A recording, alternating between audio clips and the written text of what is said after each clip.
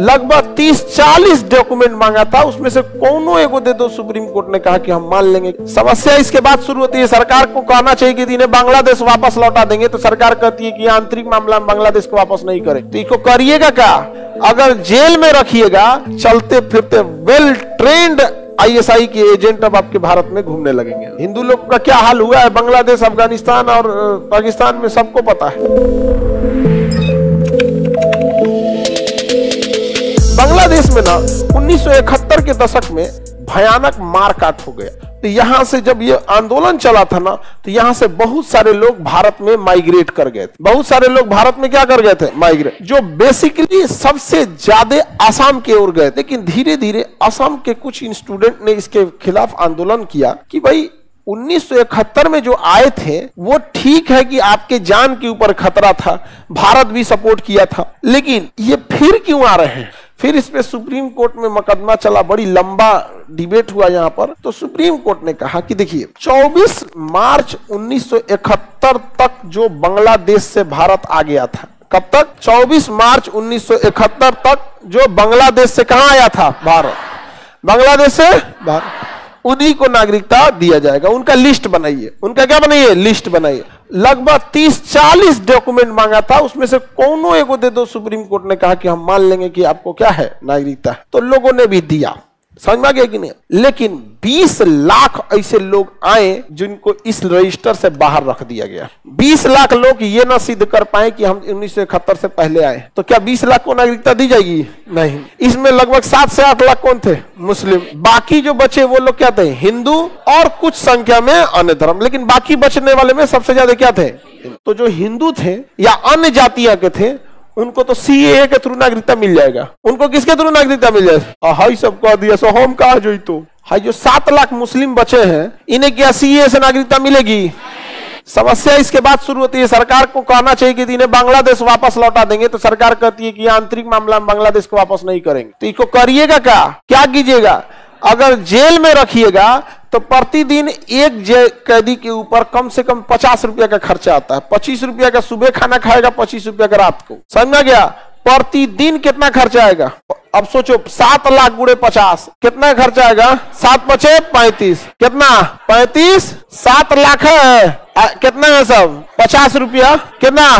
तो कितना हुआ? 7 पचे 35। 0 1 2 3 4 5 6, 6 को 0 लगा दीजिए। कितना 0? 6 0। इकाई दाई सैकड़ा हजार 10,000 लाख 10 लाख करोड़। अरे बाप रे बाप, हाँ 3.5 करोड़ तो एक के दिन में खा गया। ये बाप हो बाप, नहीं समझे? और उसको जहां रहेगा वो बनवाने के लिए खेत में थोड़ा रख दीजिएगा, उसको चारों ओर से बाउंड्री बनाना पड़ेगा, डिटेंशन सेंटर करेगा। अरे भाई जब रजिस्टर बनाए वापस भेज दो, तो ना वापस नहीं भेजेंगे। NRC में उन्हीं लोग को नागरिकता दिया जाएगा जो लीगल भारत में माइग्रेट थे, मतलब जिनके पास माइग्रेशन था वगैरह, रजिस्ट्रेशन वगैरह था यहाँ पे। और जिनको नहीं मिला, टेंशन नहीं है, किससे मिल जाएगा? CAA। लेकिन CAA से फेंकाएगा कौन?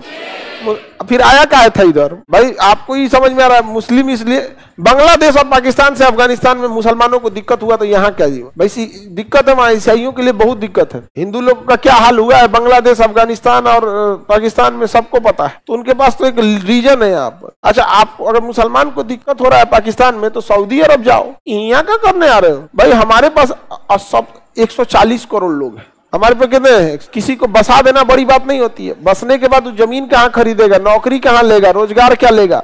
और ये जो हम लोग को बड़ा अच्छा, कई लोगों को लग रहा है कि नहीं NRC में नाम छट गया तो हम किससे दे देंगे? CAA से। कोई ठीक नहीं है। पाकिस्तान अपने किसी खुफिया एजेंट जासूस को 2-4 हजार को घुसा देगा, कहेगा कि साहब माई बाप हमारे ऊपर बहुत अत्याचार होता है, हमको दे दीजिए, हम मुस्लिम नहीं है, उनको उठा के दे दिए CAA के थ्रू, हो गया, नागरिकता मिल गया। अब आप चलते फिरते वेल ट्रेंड ISI के एजेंट अब आपके भारत में घूमने लगेंगे विथ फुल प्रूफ नागरिकता। तो कुछ चीजें दिखने में अच्छी लगती है, बट उसके बहुत कभी लॉन्ग टाइम में खामियाजा भुगतना पड़ सकता है। क्योंकि जब हम लोग एक नॉर्मल क्लास में CAA NRC पढ़ सकते हैं और इतना बड़ा भीषण बवाल हो सकता है, तो आपको क्या लगता है पाकिस्तान वालों का इस पे नजर नहीं होगा? पक्का होगा। अब आप कैसे पता कीजिएगा कि जो मांग रहा है रियल है या फिर एजेंट है?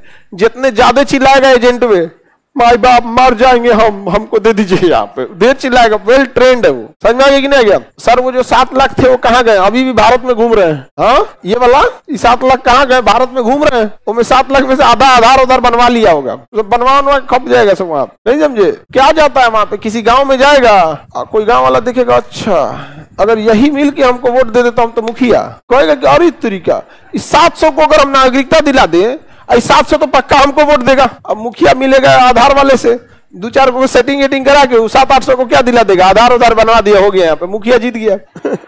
हो गया यहाँ पे। और क्या होता है? आपका आधार कार्ड, राशन कार्ड वगैरह कौन बनाता है? मुखिया। जो फटाक से राशन कार्ड में कोई दिक्कत है, मुखिया बना देता है, बनवा देते हैं लोग ना।